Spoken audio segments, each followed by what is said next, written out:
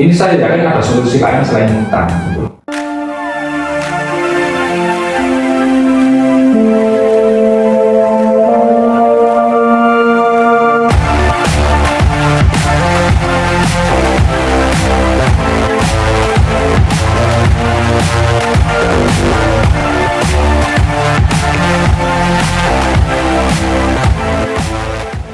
Nah, tadi kita sedikit membahas tentang kapitalisme ya Mas. Nah, ini kita masuk kira-kira ada keterkaitan antara kapitalisme dengan ekonomi dan politik global.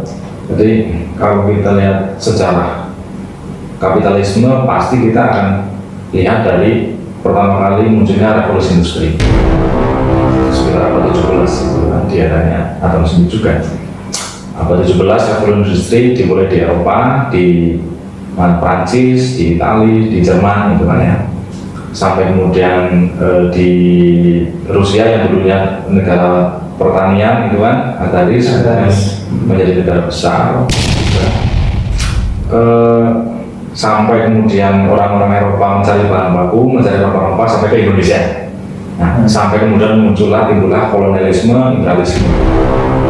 Sampai perebutan bahan baku, perebutan lahan, gitu kan, perebutan wilayah, sampai muncullah perang, sampai perang puncaknya perang dunia satu, perang dunia dua, hancur lebur semua negara kecuali Amerika, Rusia dan Inggris, gitu kan ya, sebagai pemenang perang, hancur lebur ekonomi, kemudian dari itulah kemudian lahirlah yang namanya World Bank dan berikutnya lahir juga IMF gitu kan ya. Tujuannya apa itu Mas? Nah, tujuannya World Bank ini adalah untuk mendanai, ya kan, karena ekonomi lumpuh, mendanai pembangunan negara-negara yang pasca perang gitu, yang kalah perang dan yang negara berkembang juga.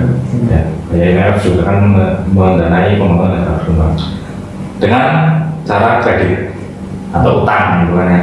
Nah, kita tahu maksud saya ketika kita ngutang ada konsekuensinya adalah kita ikut aturan yang memberikan kita utang gitu. Nah, inilah yang kemudian singkatnya ini menyebabkan efek yang justru tidak baik bagi negara pengutang. Karena ekonominya menjadi tergantung terhadap pemberi utang. Ya, dia juga secara ekonomi kemudian didikte, diintervensi kebijakannya, sehingga ya kita lihat sendiri Indonesia itu ya begini-begini aja gitu loh ya, sudah berapa puluh tahun merdeka masih seperti ini. Pasca kemerdekaan, pasca Orde Baru, kita juga kan didebit juga sama IMF kan, ya seperti ini saja gitu kan ya. Nah, itu berarti memang ada maksud terselubung dari Bank Dunia untuk mengintervensi kebijakan politik, kebijakan ekonomi seperti itu ya Mas? Ya, ada Bank, ada IMF yang kita tidak bisa menghilangkan salah satunya. Maksud terselubung kita tentu saja itu kita ya bisa jadi kecurigaan kita, kita kan curiga saja gitu kan. Tapi begini, artinya lembaga itu kan lembaga besar, lembaga yang kita mungkin tidak bisa menuduh secara kelembagaan, tapi bahwa kita bisa bertanya. Pertanyaannya adalah World Bank-nya itu duitnya dari mana? Siapa yang punya duit? Itu dari mana? Itu kan pasti jadi bukan duitnya negara, punya swasta. Nah, ketika kita bicara swasta, kita bicaranya kapital kan. Nah, masuk ke situ. Kalau tujuannya bagus, harusnya ekonomi kita bagus. Tapi ternyata kita cengat-cengat, apa itu bahasanya cengat-cengat? Sekarat juga ekonomi Indonesia. Kalau kita kaitkan dengan hari ini, adanya COVID-19 itu kan juga melemahkan ekonomi kita begitu ya. Perbedaannya dulu pada saat perang dunia melemahnya ekonomi karena adanya perang lagi. Cuman kalau konteksnya hari ini adanya COVID-19 itu disebabkan oleh wabah. Ya. Tetapi lumpuhnya ekonomi membuat kita meminjam uang kepada Bank Dunia. Nah, kira-kira ada intervensi nggak dari Bank Dunia tersebut sama halnya ketika dulu pada saat pasca Perang Dunia Kedua? Oke, ada intervensi atau tidak, kita ya akan lihat nanti itu ya. Karena kita tidak bisa menuduh siapa nih yang membuat dan menyebarkan virus. Artinya pandemi ini dibuat secara sengaja sebagai background, kita tidak seperti itu nanti biar tetap menjadi protokolernya para ahli teori konspirasi gitu kan ya.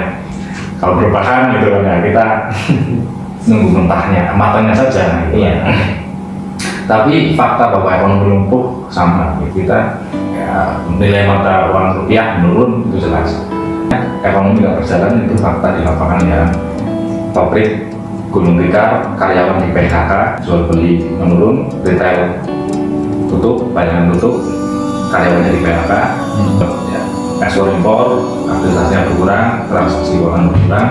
Kemudian Kalau di sekitar kita kira-kira apa yang terdampak itu Mas? kalau kita paling nggak nyata, contoh simpel, alun-alun Purwokerto, Tukang parkir, ya betul, jual, ya alun Purwokerto normalnya itu seharinya bisa sampai 500 orang ya yang main-main di sana. Itu kan dihitung lah ya kan 2.000 kali 500 orang suruh parkir berapa kan. Begitu pandemi ini 0 orang di alun-alun, 0 rupiah pendapatan para jual parkir. Banyak pedagang di sekitar kota Purwokerto ini yang gulung tikar. Gulung tikar maksudnya tutup, ya, tutup. Itu kan sangat terdampak. Karaoke tutup, PL ya kan, mereka nggak ada usaha kan, jangan dirumahkan, kan. Minimarket dan yang lain itu banyak yang kemudian terdampak secara ekonomi. Itu kan yang nyata real di kehidupan kita. Kalau di desa itu gimana? Kayaknya masih normal ya kondisi ekonominya, perputaran. Nah, yang tidak terdampak itu ternyata justru di masyarakat pedesaan. Mungkin di pinggiran laut yang lain juga mungkin sepertinya masih bisa mencari ikan. Yang di pedesaan masih bertani, ya kan? Yang punya sawah masih ke sawah, yang punya kebun masih berkebun, penderes masih beres. Yang di pasar, di kecamatan, di desa masih beroperasi ya, masih beroperasi. Warung-warung, ya kan? warung di desa, warung sembako masih ada jual beli di sana. Perputaran ekonomi masih berjalan di sana. Berbeda dengan di kota. Nah, ini Mas yang terakhir, kira-kira solusi yang bisa kita lakukan dari diri kita masing-masing maupun kesadaran secara kolektif di masyarakat itu solusinya kira-kira apa Mas? Baik, kalau kita lihat dari yang terdampak dan yang tidak, itu kan yang terdampak ternyata di dunia industri, di masyarakat kota, dan yang tidak terdampak ternyata di masyarakat pedesaan, masyarakat pertanian, atau di dunia agraris gitu ya. Nah, artinya apa? Artinya kalau kita ingin survive, ekonomi kita ingin kuat, ketahanan nasional kita ingin kuat, ya maka yang harus kita lakukan adalah agraria, sektor agraria dan sektor maritim. Itu pasti. Artinya apa yang harus kita kembangkan? Agribisnis, agro industri, ya. Nah, industri apa? Pertanian, perkebunan, itu yang harus kita kuatkan. Sehingga apa? Sehingga masyarakat punya daya tahan terhadap pangan.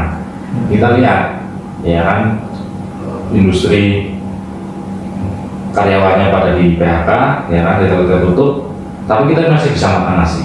Dari mana sumbernya nasi? Dari sawah, dari ladang petani. Betul sekali. Artinya apa? Ini yang harus kita kuatkan sektor ini. Nah, selanjutnya kan kita kan berpikir bagaimana caranya meningkatkan daya beli, bagaimana caranya berproduksi barang agar ekonomi pulih gitu kan ya. Iya. Supaya ekonomi pulih caranya bagaimana? Ada bahan produksi, ada barang produksi, ada biaya untuk memproduksi, terus kemudian ada yang beli, artinya meningkatkan daya beli. Nah, ini yang harus kita kuatkan di sini. Nah, sektor inilah saya kira itu yang paling penting. Kalau pemerintah kemudian memberikan solusi bantuan langsung tunai atau bantuan di PKH, Mensos, tujuannya itu kan untuk stimulus ekonomi ya, jaring pengaman sosial bahasanya, supaya masyarakat bisa membeli, punya daya beli. Tapi produksinya bagaimana? Nah, ini juga harus kita pikirkan. Bagaimana yang di PHK seperti apa? Harus bagaimana mereka harus cari pendapatan lain. Dari mana itu Mas? Bisa dengan bisnis online bisa dengan hidroponik, memanfaatkan pekarangan, karena di kota mungkin tidak ada pekarangan gitu. lahan ya, Tidak ada lahan. hanya ada Paling menggunakan ini ya mas, tanaman hidroponik. ya betul. Nah itu yang saya kira itu paling mungkin untuk bisa dilakukan. Ini kan artinya jangka pendek, jangka panjang. Nah jangka pendek saya kira bantuan dari pemerintah jangka pendek. Nah, kita harus memikirkan jangka panjang seperti apa agar kelak di kemudian hari ada situasi seperti ini kita ketahanannya kuat gitu loh. Nah, artinya apa, kebijakan pemerintah ini harus tepat, harus memikirkan ini apa yang sebenarnya sektor mana yang benar-benar harus dikembangkan yang menguatkan ketahanan nasional gitu loh. Nah, ini saya yakin ada solusi lain selain utang. Di sini ya paling tidak di sini upaya dari pemerintah cukup baik ya, walaupun masih dalam jangka pendek gitu ya mas. Artinya kita juga tidak sepenuhnya tanggung jawabnya sepenuhnya oleh pemerintah, tetapi perlu adanya sebuah kesadaran kolektif bersama begitu. Artinya kita juga perlu ada sebuah gerakan, misalkan melalui gerakan ketahanan pangan gitu. Nah, apalagi kita di sini ya kondisi COVID-19 kita tidak tahu sampai kapan berakhirnya gitu.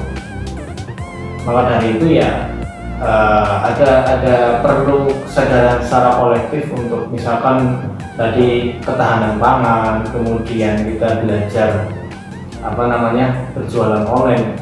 Nah itu mungkin salah satu contoh solusi kecil yang bisa kita lakukan gitu. Nah itu saja bincang kali ini, semoga bisa bermanfaat untuk kita semua. Nantikan bincang selanjutnya di channel kami. Wassalamualaikum warahmatullahi wabarakatuh.